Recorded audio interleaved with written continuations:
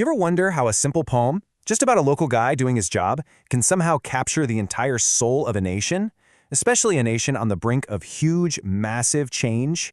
Well, today we're diving into Henry Wadsworth Longfellow's iconic poem, The Village Blacksmith, to figure out exactly how it forged an American hero that has lasted for centuries.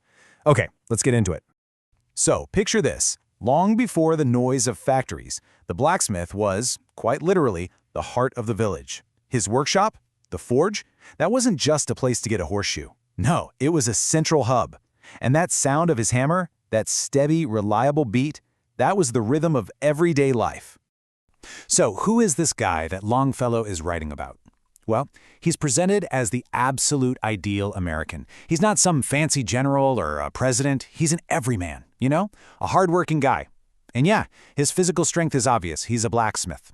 But what's really important is how that outside strength mirrors his inner moral strength. He's this dependable rock for his family and for the entire town. Now, to really get this poem, you have to understand the world it was born into. See, this wasn't just some charming little portrait of village life. It was a powerful statement. It was a tribute to a whole way of life that was starting to disappear in the face of the Industrial Revolution. And that brings us to the big question, right? With all these factories popping up and cities just booming, why on earth did Longfellow decide to focus on one humble craftsman? Why did this specific character connect so deeply with people at that exact moment in history? This chart really lays out the conflict. On one side, you've got the artisan's world. It's rural, it's based on tradition and individual skill, and it's guided by a really clear set of moral values. But then, on the other side, you have the world of the factory. It's industrial, it's all about mass production, and it's defined by this dizzying, rapid change. The blacksmith, he stood as a powerful symbol of the world so many people felt they were losing. So this is where the poem becomes more than just a poem. It's a deliberate act of trying to preserve something important. Longfellow saw what was happening and he made a choice to immortalize the blacksmith, to capture his spirit and his values in verse, as a tribute to the dignity of working with your hands and having personal integrity. And the year 1841 is so important. America was right in the middle of this massive transition. So this poem wasn't some nostalgic look back from way in the future. No, it was a direct commentary on what was happening right then, celebrating a figure whose craft was being overshadowed in real time. Longfellow's real genius here was how he made the work feel so real. I mean, first, he just drops you right into the forge. You can almost feel the heat and hear that hiss and clang. Then, he actually sets the poem's rhythm to the beat of the hammer on the anvil. And that perfectly sets up the main idea. The sparks flying off the anvil aren't just little bits of hot metal. They're a symbol for how hard work and struggle actually forge a strong, virtuous character. So all this focus on character and hard work, it builds into something way bigger. The poem does more than just describe a man and his job.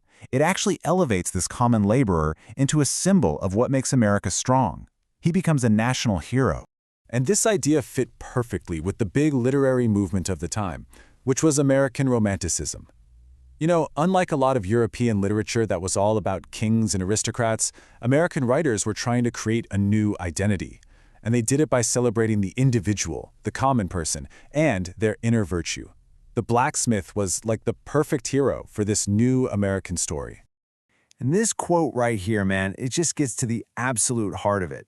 This isn't just about not being in debt financially. It's about moral independence. It's that powerful American idea of self-reliance, of earning your own way with integrity and not having to answer to anyone but your own conscience. It's basically the democratic ideal, but in a poem.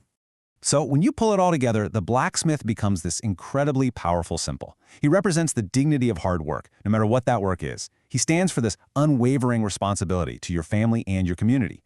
And, maybe most of all, he's a model for perseverance and the simple, quiet power of just being a person of integrity. Okay, so why are we still talking about this poem more than 180 years later? It's a fair question. It's because the symbol that Longfellow created has had a surprisingly long and powerful life.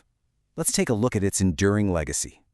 The poem's impact was just huge. It really helps cement this American archetype, the honest, hard-working, self-reliant person. You became a symbol of the nation's democratic ideals. The belief that anyone, through their own labor and integrity, could achieve dignity. And those core ideas are still shaping how we talk about work and value and what it means to live a good life today. Which brings us to a final thought, and it's a big one for right now. As we face our own technological revolution, with AI and automation changing everything about how we work and live, you have to ask, who embodies these timeless values of craft, integrity, and community for us today? Who is our village blacksmith?